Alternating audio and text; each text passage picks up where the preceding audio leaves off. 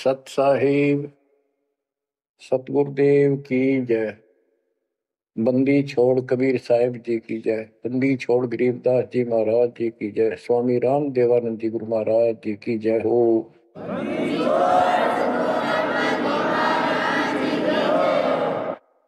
सर्व संतों की जय, सर्व भक्तों की जय, धर्मी पुरुषों की जय। श्री काशी धाम की जय, श्री सुडानी धाम की जय, श्री क्रोथा धाम की जय, श्री बरवाड़ा धाम की जय। सत साहिब परमपिता परमात्मा कबीर परमेश्वर जी की असीम श्रद्धा से बच्चों आपको अमर कथा सच्चा ज्ञान सुनने को मिल रहा है। आपकी किस्मत परमात्मा ने अलग लेखनी से लिखी है, अलग आपका अकाउंट है जिस पर काल का कोई अधिकार नहीं है। बच्चों, परमात्मा का एक एक शब्द अपने को सत्य मानना होता है। या तो भक्ति पर लगो मत, भोगो कष्ट। भक्ति पर लग के भी और भक्ति मार्ग में अविश्वास होता है तो वो प्राणी सफल नहीं होता। जैसे दास को पहले शुरुआत में परमात्मा की चाह खूब थी और ये सुना करते थे द्रौपदी का चीर मिट गया, नरसिंह दास भगत की कुंडली भगवान ने ली। तो इस तरह की बातें आत्मा मानती थी, भगवान कुछ भी कर सकता है। पर कोई कह देता था नहीं ऐसा नहीं हुआ करता है, तो वैसे भगवान की आस्था बनाने के लिए कह रखा है ऐसा नहीं हो सकता। तो मन ये भी मान लेता था कि ऐसा ना होगा, पर भगवान तो है। केवल इतना मानकर भक्ति कर रहे थे, दीक्षा भी ले ली थी। और फिर परमात्मा ने ऐसा अजब गजब किया, वो सारी शंका मिटा दी। लोहे की जाड़ी को 1 फुट से ज्यादा बढ़ा दिया और दोनों को बढ़ा दिया 1 कोटि। तो बच्चों, विश्वास बहुत जरूरी है। जैसे आपको उदाहरण दिया जाता है सत्संग के माध्यम से। एक गांव के बाहर 2 साधक साधना कर रहे थे। एक 40 साल से बैठा था, आयु 60 के आसपास हो चुकी थी। दूसरा 4 वर्ष से साधना करने लगा था, वो भी घर त्याग कर बाहर आश्रम बना रखा था। तो बच्चों, वैसे तो साधना दोनों की ही शास्त्र विरुद्ध थी। पिछले संस्कार से प्रेरणा इतनी प्रबल हो जाती है कि आत्मा भगवान की तरफ तड़प जाती है, उसको खोज के लिए निकल पड़ती है और जैसा कोई मार्गदर्शन मिलता है उसी अनुसार अपना सारा जीवन कुर्बान कर देती है। उससे उसका कुछ तप बन जाता है और कुछ सिद्धियां आनी शुरू हो जाती हैं। उससे उसका वहां बोलबाला हो जाता है। फिर उसकी मृत्यु के बाद वहां एक यादगार बना दी जाती है। वो नरभाग आप तो नरक में गया, आने वाले उस गांव की कई पीढ़ियों को भी नरक भेजने का सामान तैयार कर गया। आने वाली पीढ़ियां उसी को मत्था टेक टेक के उस कब्र पे, उसकी मूर्ति पे और अपनी मनोकामना पूर्ण करवाती है। होता किसी का कुछ नहीं, पर वह भावना बन जाए, एकाधिका वैसे सूत बैठ जाए, दाव लग जाए। स्वाभाविक जो भक्ति ना करते उनका भी हो जाता, वो तो उसका संस्कार होता था और वो नियमित उसका कर देते थे। हम भी ऐसे ही थे। अब बताना चाहता दास, फिर भी विश्वास बहुत काम करता है। भगवान उसके नंबर देता है अलग से, तो उसकी भक्ति में आस्था अगले जन्म में बनी रहती है। इस तरह की क्रियाओं से जो आस्तिक और नास्तिक दोनों क्रिया करता है, वो घर का रहता ना घाट का। एक देवदूत आया करता था ऊपर से, विष्णु जी के लोक से, और वो आकर के उन दोनों भक्तों से काफी देर तक चर्चा परमात्मा की करता था, और वो प्रश्न करते रहते थे, भगवान ठीक है, वहां की व्यवस्था कैसी है। तो वो देवदूत दोनों भक्तों के पास घंटों बैठ कर जाया करता था। देवदूत से भगवान ने पूछा भी, विष्णु ने कहा जाता है, ये ऐसे ऐसे आपके भगत हैं, बहुत गजब के, कुर्बान हाथ के लिए तो उस गांव में, और मैं वहां बैठ रहता हूँ कुछ देर जाके, तो आपके ऊपर तो कुर्बान है। तो विष्णु जी बोले, "ये मैं भगत तो एक है, एक तो वैसे टाइम पास कर रहा है।" देवदूत बोला, जी वो होगा जो 40 साल से आपके लिए कुर्बान घर छोड़ के आया हो। तो भगवान बोले, ना, दूसरा, कि 4 साल से बैठा है वो भगत है,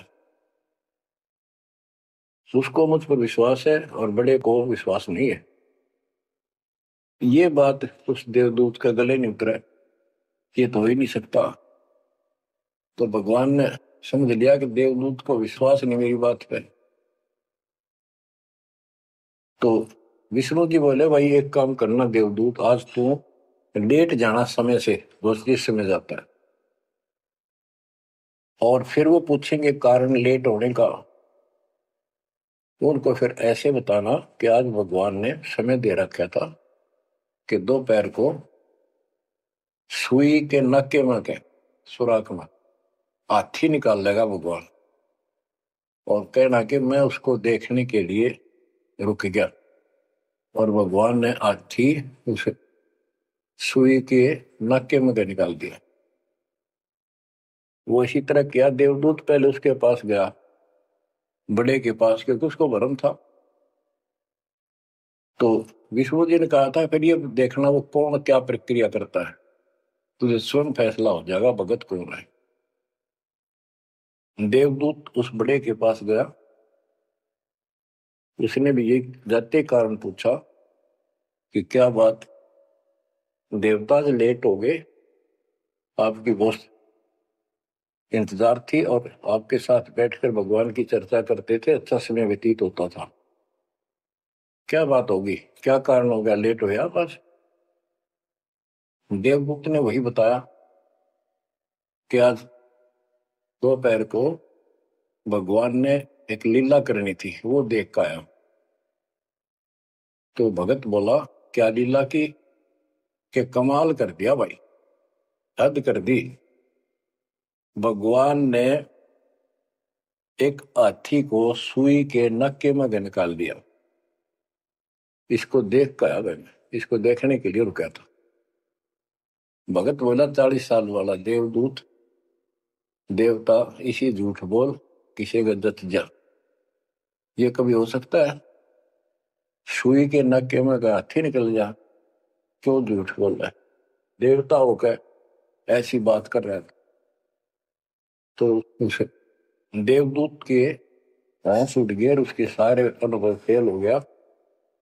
तो भगवान ठीक है कहते हो तो कति डांगर है, जब इसको इतना विश्वास नहीं भगवान कुछ नहीं कर सकता, तेरे जैसा घसियारा है, फिर भक्ति क्यों कर रहा है। देवदूत उठ कर चल पड़ा, फिर वो 4 साल वाले के पास गया, उसने सोचा यूं तो हमारा धमका दे मेरे को, गुस्से होएगा, इसको तो ज्ञान ही कुछ नहीं होगा अभी तक। तो उस 4 साल वाले ने भी, भगत ने पूछा, देवदूत तो लेट हो गए, आपके आने की बड़ी इंतजार रहती थी, आज तो सोच लिया था शायद नहीं आएंगे, क्या काम हो गया ऐसा कोई, हमें भी बताओ। देवदूत बोला, भाई ये बताऊं, झूठ में कह नहीं सकता, और सच्ची की शेखर गला उतरती नहीं। भगत बोला, बताओ तो सही क्या बात है। क्या दोपहर को भगवान ने एक लीला करनी थी, मैं उसको देखने के लिए रुक गया। क्या लीला थी। देवदूत बोला, सुई के नक्के में क्या भगवान ने हाथी निकालना था। भगत बोला, फिर क्या हो गया, कि वो निकाल दिया, कमाल कर दिया। बोला, बस भगवान निकाल दे, सारी पृथ्वी ने धरती ने सुई के नक्के में गया, आप हाथी में आश्चर्य कर रहे हो। तो देवदूत ने सीने से लगा दिया उस बालक को। तो बोला धन्य तेरे माता पिता जिससे जन्म हुआ। भक्ति कर विश्वास नहीं तो खाक भक्ति है वो। कह कबीर सुनो विषा दो मैं तो हूं विश्वास में। तो अपने परमात्मा की लीला पर अविश्वास नहीं होना चाहिए। और ये धीरे धीरे आपके साथ भी परमात्मा ऐसी लीला करते रहेंगे और कर भी दी होगी। और ना भी हो तो इतने सारे प्रमाण दिए जाते हैं, विश्वास कर लेना। परमात्मा की भक्ति से दूर ना होना। अब बच्चों, आपको अजब गजब का ज्ञान दास बता रहा है जो संत गरीबदास जी को परमात्मा से प्राप्त हुआ। और ऐसा निर्णायक ज्ञान है, इसका रिजल्ट इस पूरी कथा का फिर बाद में आपको बहुत अच्छा निष्कर्ष मिलेगा। पार्वती जी शिव की पत्नी और 108 बार मर चुकी थी। 109वें जन्म में भी उसने शिव जी को ही पति बनाया। ये संस्कार था उनका। नारद मुनि ने एक दिन आके पार्वती जी को समझाया कि हे माता, भगवान शंकर जी के पास एक ऐसा मंत्र है जो आपको बता देना, उस नाम के जाप से आप अमर हो जाओगे, अन्यथा आप 108 बार मर चुके हो।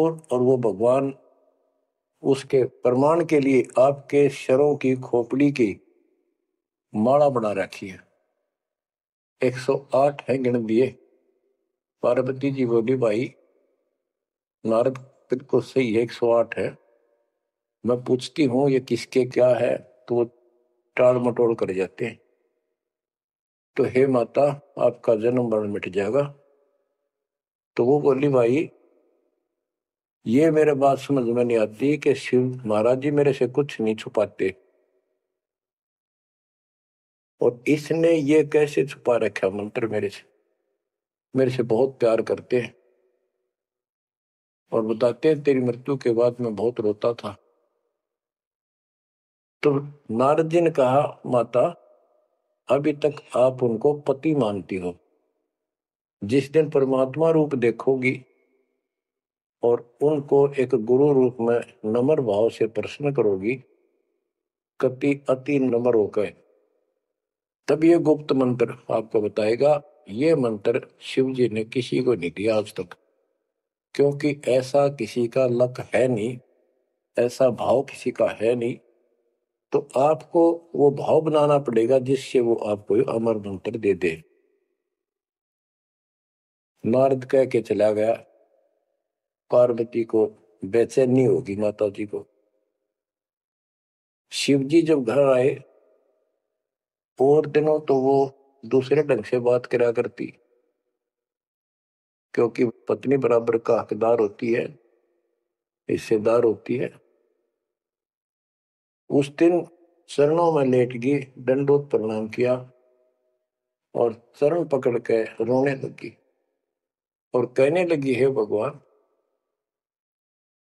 मुझसे ऐसी कौन सी गलती बन गई कि आपने मेरे से वो अनमोल मंत्र छुपा रखा है। हे भगवान, मैं 108 बार मरी, क्या आप दुखी नहीं हुए होगे? मुझे वो नाम बता दे जिससे मेरा जन्म मरण मिट जाए। अब शिव जी उसके मुंह की तरफ देख रहा है, पार्वती की सारी आओ भाव को समझ रहा है। कहने लगा पार्वती, आज तेरे को कौन सा भगवान आत्मा मिल गया जिसने तेरी बुद्धि बदल दी? ये तेरी बुद्धि का ज्ञान नहीं है, तेरे को तो मैं जानता हूं, ये बात तेरे मन में भी नहीं आती थी। मैंने कोशिश भी की भक्ति किया करो, आप कह देती थी आप भगवान हो, मुझे क्या जरूरत है, मैं भगवान के साथ हूं, मैं उनकी अर्धांगिनी हूं। तब पार्वती जी ने बताया कि नारद जी आए थे, उन्होंने मुझे ये सब बताया। तो भगवान शंकर बोले पार्वती सुन ले, जितनी बार तू मरी मेरा पागल जैसा हाल हो जाया करता था। एक बार तो राजा दक्ष के यज्ञ में जलकर मरी, तेरे अस्थि पिंजर को उठाए मैं 10,000 वर्ष तक घूमता रहा था कंधे पर रख के, और पार्वती पार्वती करता हूं। तो एक सुदर्शन चक्कर आया, उसने काट के तेरे टुकड़े कर दिए शरीर के। जब मैं ठगा सा रह गया, मेरे हाथ कुछ नहीं बचा, फिर तेरा जन्म हो गया, शादी फिर होगी। वह भूल पड़ी। ये मंत्र ऐसा अजब गजब है, ये आम व्यक्ति को नहीं बता जा सकता। भगवान शंकर जी ने कहा कि अब तेरी आत्मा सच्चे दिल से डिमांड कर रही है, अब मैं तुझे यू नाम दूंगा। गरीबदास जी बताते हैं कि जैसे सीप एक जानवर होता है, शंखला सा जैसे एक शंख होते हैं, इस टाइप के मजबूत शरीर का, और उसको सीप बोलते हैं, सीप।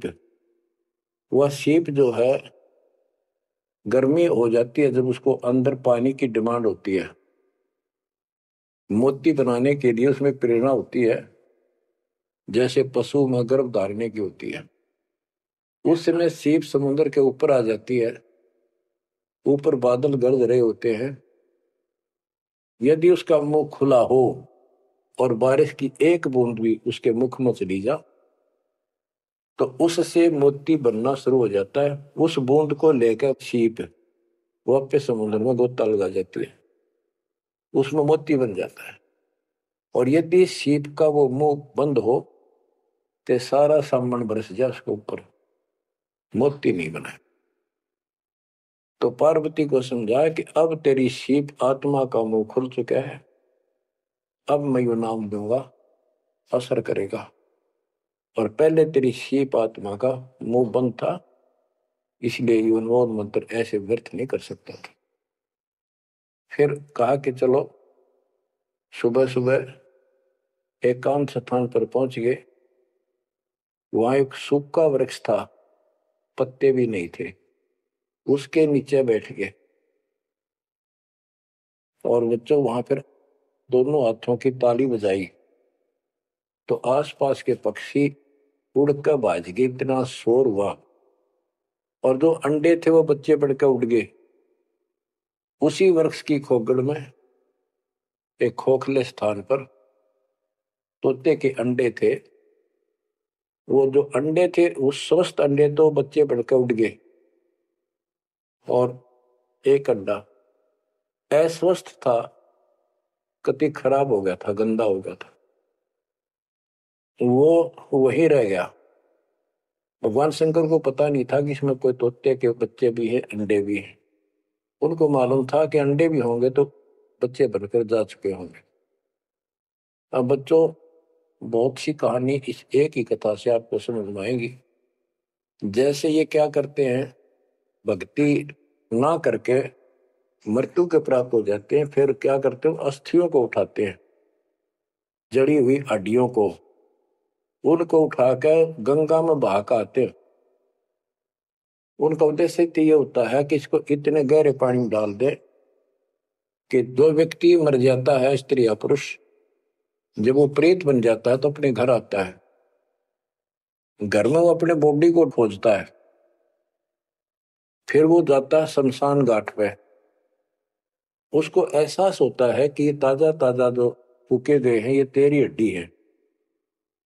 उन हड्डियों को अपनी मानकर उनका चिपक जाता है भूत, और फिर कभी घर और कभी उन हड्डियों के पास वहां चक्कर काटता रहता है और परिवार वालों को तंग करता है। तो इसीलिए उसको उन हड्डियों समेत उठाकर उसने इसी जगह डालते हैं, उसको भेदा नहीं लगता, और वो भटक भटक के चला जाता है। तो बच्चों, अब हमने न तो ये क्रिया करनी, क्योंकि हम भूत बनाए को नहीं, हमारी सच्ची भक्ति है, और उससे कोई समाधान नहीं हो जाता। तो इसी प्रकार जो दास बताना चाहता है कि मरने के बाद भी उन हड्डियों को भी वो जीव अपना मान रहा था कि मेरी है, उनके चिपक जाता है। इसी प्रकार जो गंदा अंडा हो गया था, वो आत्मा उसका चिपकी हुई थी कि मेरा है। हालांकि वो कति खत्म हो चुका था, कुछ दिनों में वो सूख जाता, खत्म हो जाता, फिर वो उसको छोड़कर चलती। तो वो आत्मा उसके साथ चिपकी हुई थी, उधर से पार्वती जी को कथा सुनाना शुरू कर दिया। अमर कथा सुनाई, क्योंकि गरीबदास जी कहते हैं, कबीर साहब ने बताया, हम बैरागी ब्रह्मपद सन्यासी महादेव, सोहम मंत्र दिया शिव जी को, वो करे हमारी सेव। तो कबीर साहब ने इन सब को यो अमर ज्ञान सुनाया था, सतलोक वाला, सृष्टि रचना सब सुनाई। भगवान ऐसा है, भगवान ऊपर है, भगवान ऐसा है, वो सबका मालिक है। जब तो मान ली, प्रथम नाम एक ले लिया, किसी को ओम दे दिया, किसी को सोम दे दिया, किसी को हरियम, किसी को किलियम। इस तरह इनको अपना बनाया परमात्मा ने। और फिर सोचा था कि दोबारा मैं आऊंगा, अगर इनकी बुद्धि काम करेगी, इनकी आस्था ठीक रही, तो फिर नए सिरे तो मंत्र पहला दूंगा। जब दूसरी बार परमात्मा गए, तो इन सब की बुद्धि काल ने फेर दी। इन्होंने सुनी भी नहीं कबीर साहब की बात। तो कबीर साहब वापस आ गए। अब वो ज्ञान शिव जी को था, पार्वती को बताया और मंत्र दिया उसको। अब बच्चों, 5 नाम शिव जी को बताए थे, लेकिन शिव जी विशेषकर एक सोहम मंत्र ही जाप करता है। ये चक्कर ये है कि जो गुरु बताते हैं, हम उस पर ना रुक करके फिर मनमुखी जरूर करते हैं कोई कोई। और परमात्मा जी ने, कबीर साहब ने शिव जी को सब कमलों का भेद बताया था। ये योगी था, इससे तो एक कमल भी नहीं सुलझा था, एक भी, और अभी तक नहीं सुलझा है, लेकिन ज्ञान सारा बता दिया था। तो पार्वती को सुनाया जा रहा था ज्ञान, पार्वती यश करती जा रही थी, देखो ये मूल कमल है, आगे चलो स्वाद चक्र है, फिर नाभि कमल है, अर्धा कमल है, उसमें ऐसे ऐसे देवता हैं, कंठ कमल में ऐसा है, त्रिकुटी कमल तक पहुंचा दिया बस।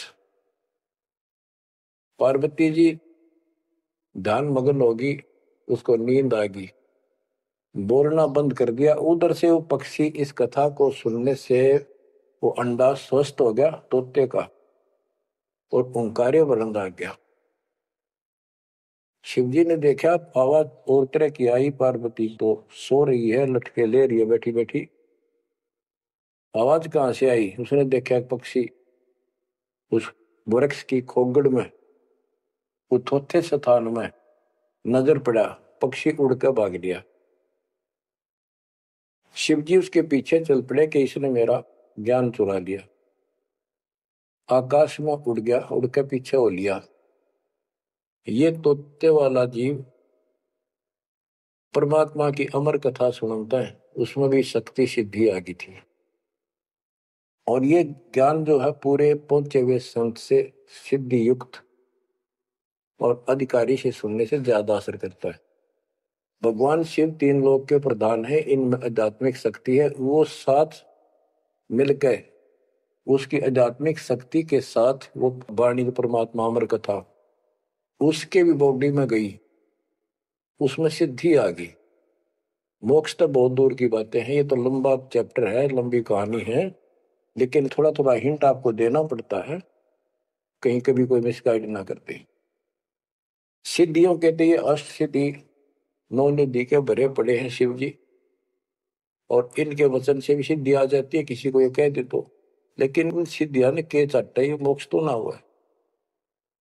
भाव कहने का ये है कि वो तोते वाला प्राणी वेद व्यास के आश्रम में पहुंच गया, उड़ता उड़ता पीछे पीछे शिव जी, वहां शरीर छोड़ गए, और व्यास की पत्नी ने जमाई ली थी, उसके द्वारा सांस के द्वारा उस सूक्ष्म जीव अंदर चला गया। और जब गर्भ धारण का समय आया, तो उनके गर्भ में स्थान दिया, उस बच्चे के शरीर में प्रवेश हो गया, 12 वर्ष तक वहीं रहा। आगे कथा इसमें आगे आएगी, वो बताऊंगा। अब ये वाणी सुनाऊंगा जो आसानी से आपका समझ में आएगी। मोक्ष मुक्ति का लख्यान बेवा, ब्रह्म पुत्र व्यास सुखदेवा, सतगुरु मेरा महादेव बंका, 84 की मिट्टी निशंका। के महादेव जैसे भी उनको मिले फिर भी 84 लाख योनियों का चक्कर उसका मिटा नहीं। 78 जन्म गौरी भरमाई, शिव को रुनमाला गले लाई। अर्ध शरीरी देवी गौरा, जिनका थीर बयानी मोरा। 108 जन्म पार्वती जन्मती मरती रही और शिव जी ने उसके सिर की माला, सिर के रुंड खोपड़ियां माला बनाकर गले में डाल रखी थी। अर्ध शरीरी देवी गौरा, जिनका थीर भया नहीं भौरा। अर्धंगनी थी शिव की पार्वती और उसका भी मोक्ष नहीं हुआ। नारद मुनि उपदेश बखाना, गिरजा सुनो मोक्ष पद ज्ञाना। सुन हे देवी गौरा माई, 68 तीर्थ पर भी नाई। पिंड प्रदान किए का बारा, खुला नहीं मुक्ति का द्वारा। जब पिंड प्रदान कहते हैं ना, पिंड प्रदान करने से भूत जुनी जा छूटे थे। पिंड प्रदान करंत, गरीबदास जिंदा के नहीं मिला भगवंत। जैसे पार्वती भूत पड़ गई, पिंड प्रदान कर दिए, भूत जुनी छूट गई और फिर पता नहीं किस दुनिया में चला जाता प्राणी। इसके संस्कार अच्छे थे, ये फिर मनुष्य लड़की का जन्म हुआ, शिव जी के ब्याह गई।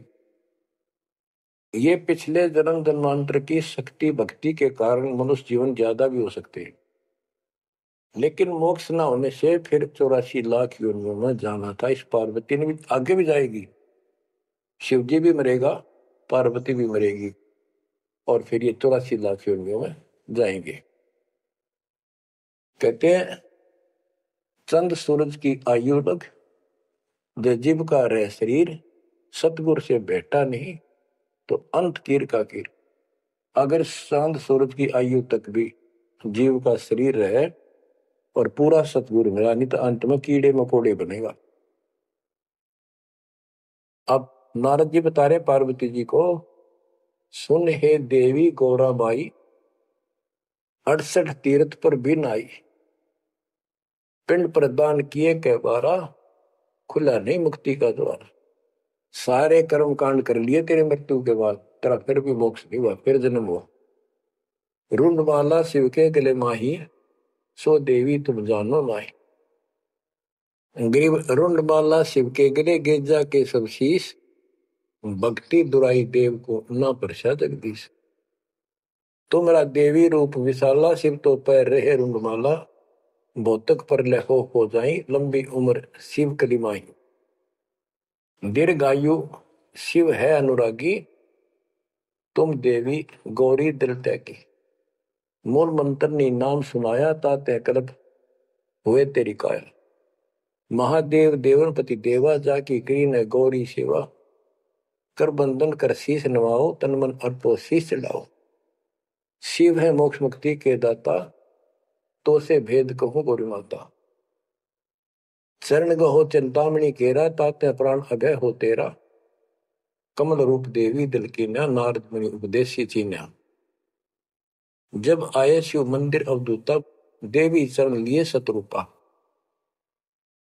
अब कहते नारद के कहने से पार्वती जी ने, गौरी देवी ने कति पाक साफ दिल कर लिया, कमल की तरह। कमल के ऊपर कोई मैल नहीं होता, ना कोई धूल टिकती है, ना जल टिकता है, ना कोई कीचड़ टिकता है। तो ऐसा साफ दिल किया और जब शिव जी घर पर आए, उनके चरणों में चरण लिए सतरूपा। सच्चे भाव से चरण लिए। चरण पकड़ रोवत है बाला, मोरे शीश किए रूपमाला।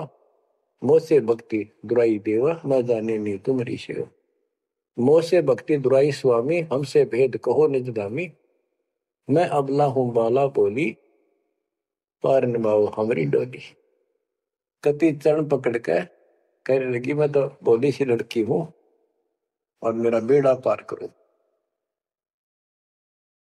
बच्चों, ये सारी कहानी आपको मौखिक सुना दी, इन वाणियों में सारा इसी का निष्कर्ष है।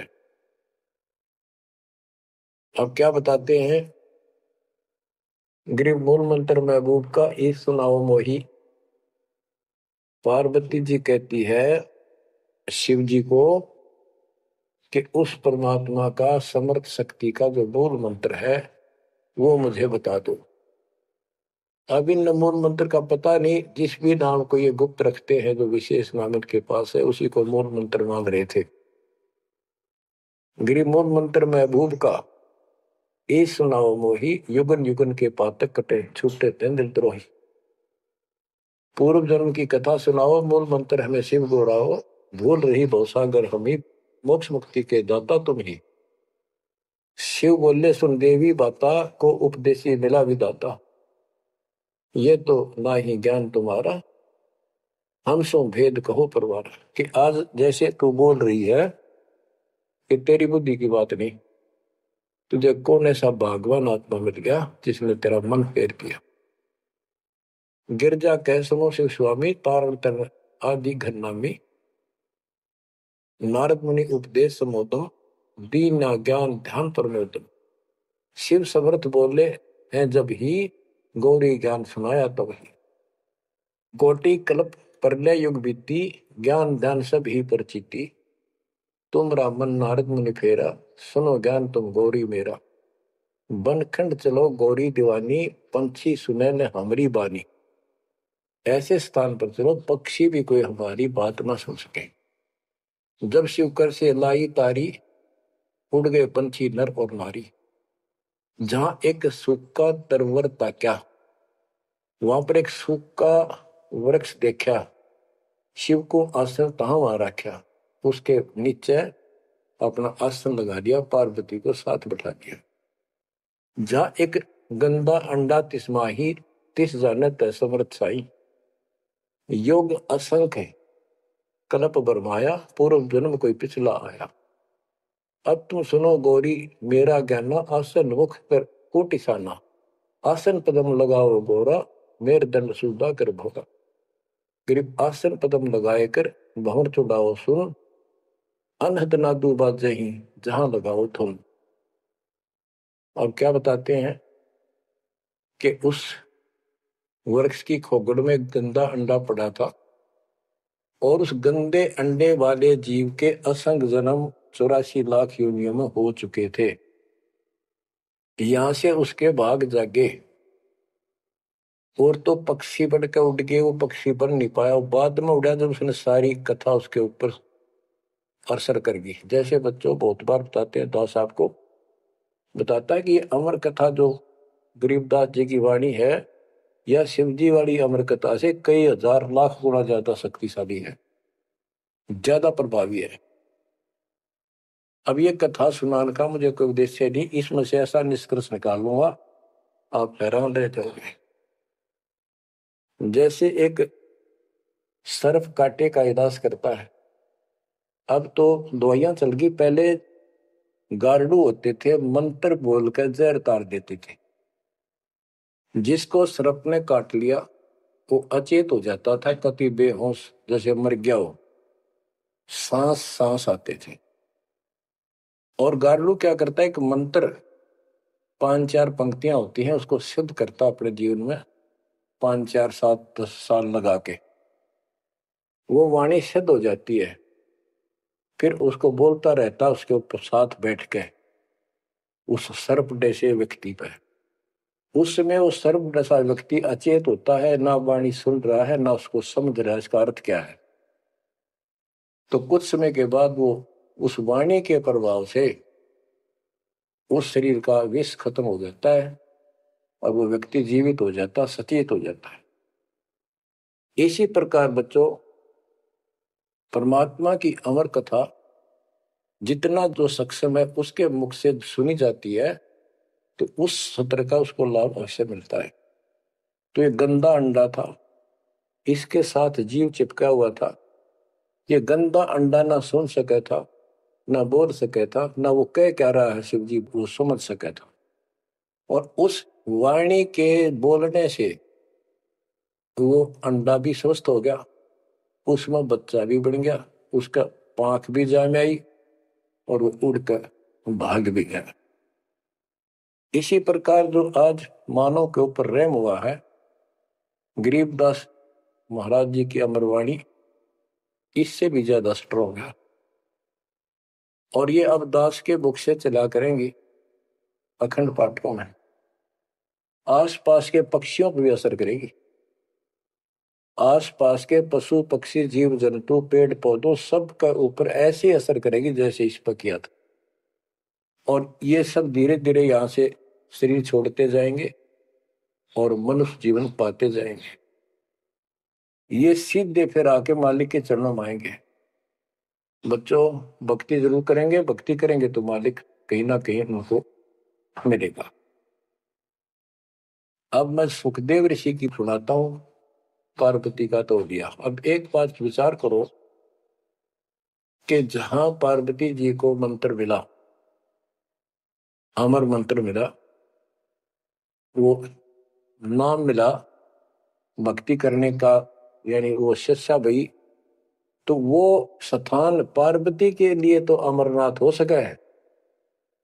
ये जो वहां आजकल जावे हैं मत्था टेकन देखन दर्शन करन, उनके लिए अमरनाथ नहीं है वो। अब जैसे आपने जिस भी आश्रम नाम दान केंद्र पे या कहीं भी दास से दीक्षा ली है, आपका वो स्थान अमरनाथ है। लेकिन उस स्थान से कुछ नहीं लेना देना, मोक्ष नाम से होगा। उस स्थान से मोक्ष नहीं है, वो स्थान तो आपको जिंदगी भर याद रहेगा, मुझे वहां दीक्षा मिली थी, बस इतनी बात है। और ये अमर ज्ञान मुझे प्राप्त हुआ था। लेकिन मुक्ति नाम से होगी। और जो बोले आत्मा इतने ऊंचे पहाड़ों पर जाते हैं दर्शन करके आएंगे। अब विचार करो, जैसे दास ने बहुत बार समझाया आपको, ये तीर्थ क्या होते हैं, ये धाम क्या है। जैसे पार्वती को वहां नाम लिया, नाम लेकर अपने घर ना आएगी, अब भक्ति करिए, वहां क्या रखा है।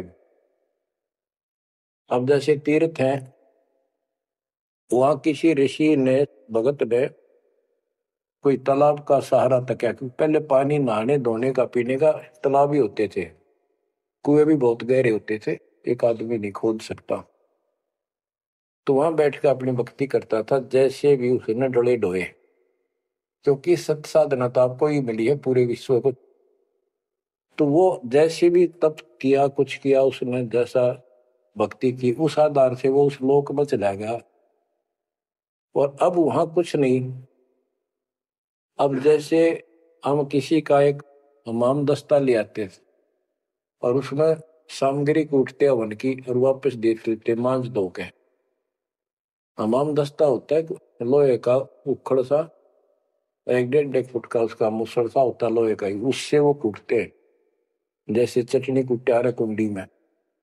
तो हमाम दस्ते में थोड़ी बहुत स्मेल थी और 5-4 दिन में वह भी खत्म होगी। जिसका मांग के लाए तो उसको दे आए, तो उन घर वालों महसूस हुआ कि इसमें कुछ स्मेल आवे है, तो कोई सामग्री कूट रखी है।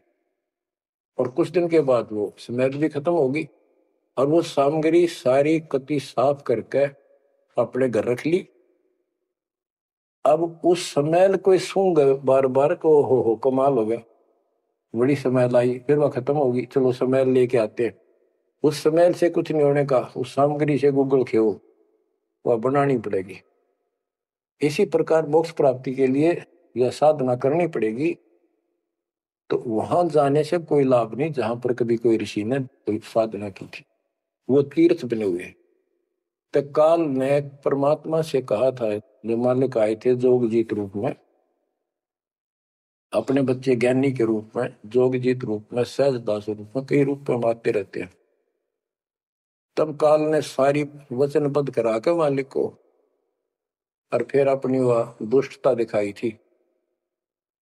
यूं कहा था, वैसे जाओ जोग जीत संसारा, जीव न माने कहा तुम्हारा।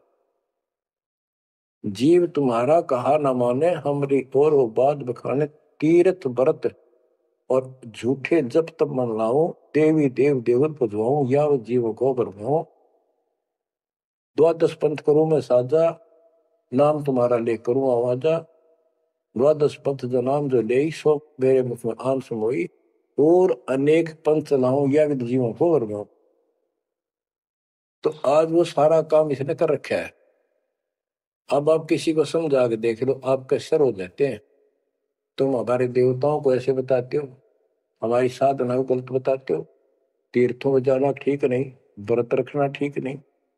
तो काल ने बोल रखा था कि हमारी ओर हो बाद में खाने, हमारी ओर हमारा पक्ष लेकर के वाद विवाद किया करेंगे। अब बच्चों, जो दास बता रहा है कि सुखदेव व्यास जी की पत्नी के पेट में समा गया, गर्भ में। उसके बाद 12 वर्ष तक गर्भ में रहा। वहां उसको याद रहा कि पिछले जन्म तो असंख्य खो दिए, भक्ति नहीं बढ़ी। अब के मानव शरीर प्राप्त हुआ और बाहर जाते भूल पड़ जाती है तो जुल्म हो जाता है। इस डर के मारे गर्भ से बाहर लिया। 12 वर्ष बीत गए। ब्रह्मा विष्णु महेश को टेंशन हुई, ये तीनों आ गए।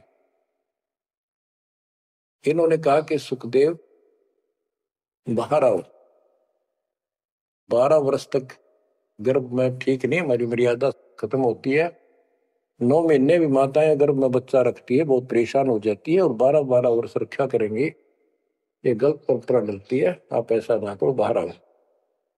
तो सुखदेव ऋषि ने कहा कि भगवानों, अब मुझे ज्ञान हो गया, बाहर आती है आपकी माया, यह त्रिगुणों में माया हमें अचेत कर देती है, सब बुला देती है, इस माया न रोक दे, फिर मैं बाहर आऊं। इन्होंने कहा भाई ज्यादा हम भी नहीं रोक सकते, ये हमारे से भी बहुत ज्यादा प्रबल है, हमारे बस की बात नहीं है, बस कुछ सेकंड के लिए रोक सकते। तब उसने कहा जी कुछ सेकंड के लिए रोक दो। तो कुछ क्षण के लिए रोकी, इतना में सुखदेव बाहर आया। तो उसको भक्ति की प्रेरणा बनी रही, भगवान की याद रही। उसी समय 9 नाथ 84 सिद्ध यानी 93 बच्चे और लड़के पैदा हुए। ऐसा इत्तेफाक था, संस्कार था उनका। उनको भी ये बातें याद रही, उनमें से 9 तो नाथ बन गए और 84 सिद्ध कहलाए। उन्होंने भक्ति की प्रेरणा बन गई, बचपन से ही मालिक की याद बनी रही। लेकिन सच्चा सतगुरु ना मिलने से ये भी डले डोए। अब बच्चों ज्ञान पूरा आ चुका है और वो ठीक का समय आ गया है। गुरु पूरा, ज्ञान पूरा, भगवान पूरा। तो अब जो ये वाणी चले हैं और दास के मुख से चला करेंगी, ये कत्युत मस्तार देंगी, काल के पता नहीं कितने जुगाड़ को तोड़ेंगी, कितने जीवों का उद्धार बनेगा। मनुष्य का तो कहना ही क्या, डांगर डोर पशु पक्षी कीड़े मकोड़ों को भी सहारा मिलेगा। ये इन पुराणों से कथा है, ये आपके सामने सच्चाई इस तरह है। अब तो सुखदेव ऋषि जब बाहर आया, उड़ कर चल पड़ा वहां से। पिता ने कहा बेटा, व्यास जी ने कहा पुत्र एक बार शकल तो दिखा दे, 12 वर्ष इंतजार की, पुत्र होगा। तब उसने कहा एक देवा दूत तुम, कोई किसी का पिता नहीं पूछ, तुम पिताजी पता नहीं कितनी बार तू मेरा पिता बन लिया, पता ना कितनी बार मैं तेरा पिता बन गया। अब मुझे समझ में आ गई है, मैं आपकी तरफ देखूं नहीं, मेरा मोह बन जाएगा। ये छूत की बीमारी है, ये मोह। ये विस्तार से फिर कभी बताएंगे। और ये हम आप लावा जान के, लेकिन ये उसकी गलती थी। ज्ञान ना होने से इसने इतना ही समझ थी तो वो उस समय गलती कर गया। चलो जो भी इसकी सोच थी, उस आधार से ये वहां से चल पड़ा, पिता पीछे पीछे मोह में दूर तक गया, वहां से आकाश में उड़ गया, अंतर ध्यान हो गया, आगे जाकर फिर प्रगट हो गया। अपने और नाल जो बच्चे की नाभि से, माँ की नाभि से चिपकी होती है, वह गेल बाहर आकर टूट गई, टूट कर बाहर आ गई। वो बाद में काटा करते हुए बिना कटवाई कंधे पर घेर कर उठ गया, आगे काटूंगा। अब आकाश में उड़न की सिद्धि उसमें उस मंत्र से आ गई, वो अमर कथा से। अमर कथा में शिव जी ने पूर्ण परमात्मा की महिमा बताई, जो कबीर साहब ने उसको सुना रखी थी। इसमें काफी प्रकरण है, अब इतना समय नहीं जो मैं वो शायरी बताऊंगा आपको।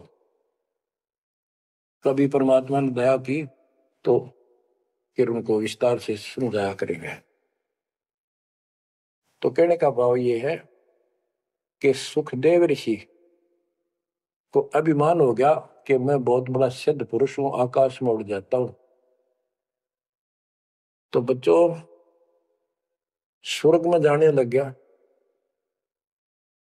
और स्वर्ग के देवता ऋषि महर्षि सब उसको उसकी जो है ना पूरी वो करे, सम्मान करें, उसकी आरती तारे कि बड़ा धन भाग है तेरे, बड़ी सिद्धि प्राप्त कर लिए। इन इतना पता सिद्धि आएगा, और जन्म से ही छोटी उम्र में आपको इतना कुछ प्राप्त हो गया, आप तो बड़े पहुंचे हुए हो। तो सब उसकी खूब अच्छी तरह प्यार रखे, महिमा गाओ। एक दिन उसने स्वर्ग में जाने की इच्छा व्यक्त की, विष्णु जी के लोक में। वहां उसको इसलिए नहीं जाने दिया कि उसका गुरु नहीं था। विष्णु जी तक बात गई। विष्णु जी ने पूछा कि हे ऋषि जी, आपने गुरु नहीं बना रखा? अब नहीं, गुरु की क्या आवश्यकता है महाराज, ये गुरु बना रहे वो नहीं आ पाए और मैं बिना गुरु के आ गया। विष्णु भगवान बोले ठीक है, वो अलग बात है, या वही रह सकता जो पहले गुरु बनाओ।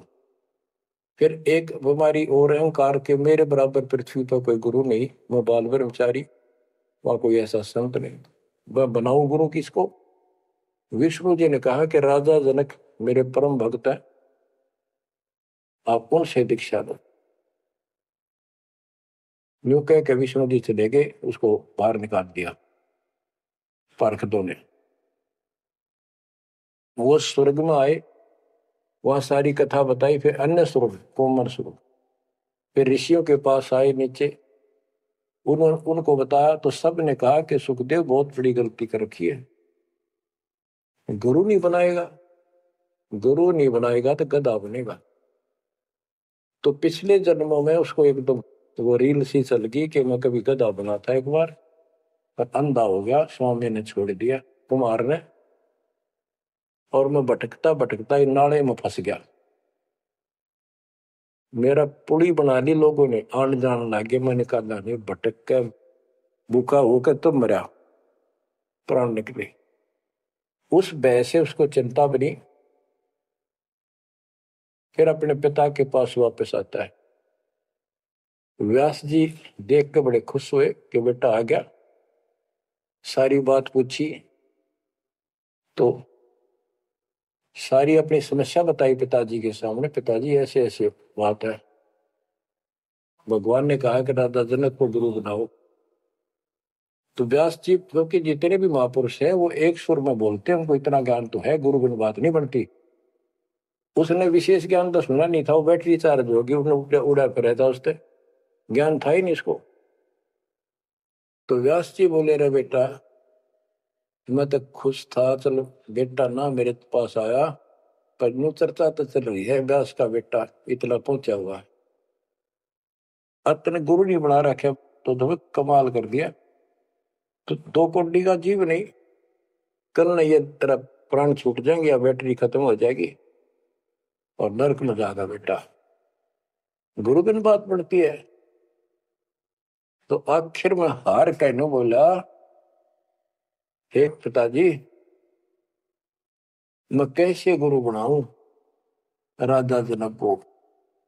राजा जनक गृहस्थी भाई, ओए होए, और कैसे शीश निभाऊं जाए। जनक विदेही राजा भाई, कैसे शीश निभाऊं जाई। ओहो। सुखदेव बोले ज्ञान विवेक का, हमने स्त्री का मुख नहीं देखे।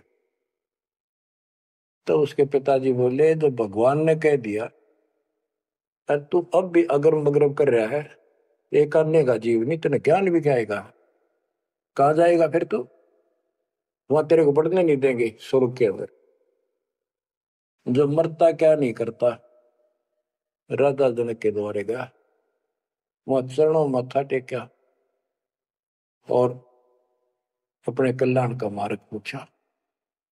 बच्चों, इससे बहुत सी जानकारी होगी आपको, अजब गजब ज्ञान होगा। क्योंकि अभी तक दास ने आपको केवल प्रमाण दिखाए, सारे ग्रंथ सुन जाए और एक नंबर का ज्ञान आपके हृदय में जमा दिया कि जो दास कह रहा है वो सारी सच्ची है। अब दास कोड वर्डों में, संकेतों में भी ज्ञान समझाएगा तो भी आपकी आत्मा गिल्ला कैच करेगी साथ के साथ। गरीब गोता मारू स्वर्ग में, जा बैठो पाताल, गरीब दास ढूंढता करो अपने हीरे मोती लाल।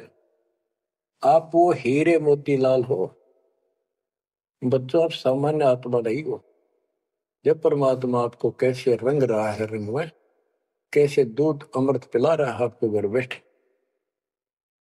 आपको नहीं पता इसका क्या प्रतिफल होगा। बच्चे को माता पिता दूध पिलाते हैं, बढ़िया भोजन खिलाते हैं, उनको पता है कि इसको कितना इसका लाभ मिलेगा।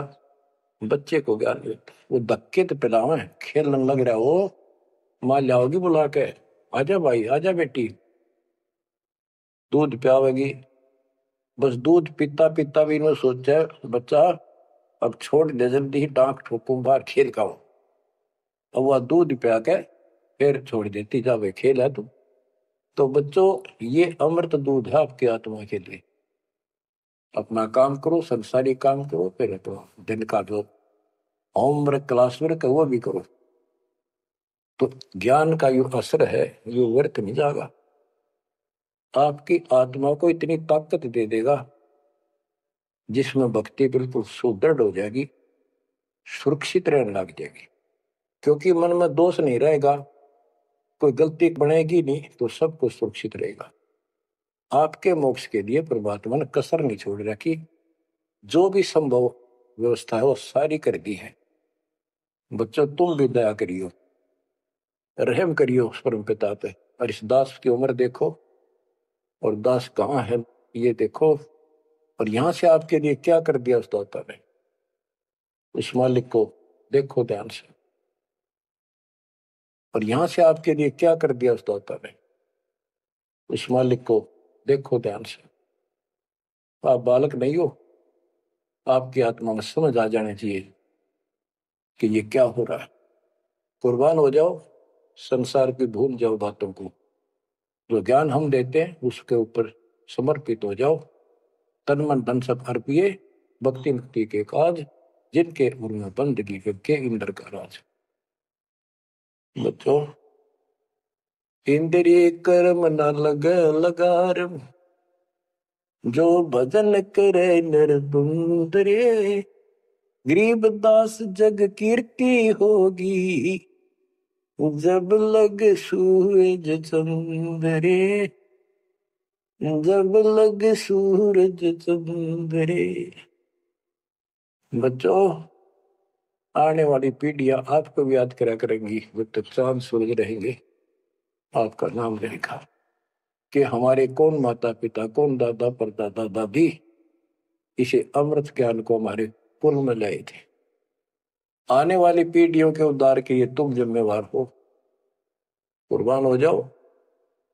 परमात्मा आपको मोक्ष दे, सदा सुखी रखे। सत साई।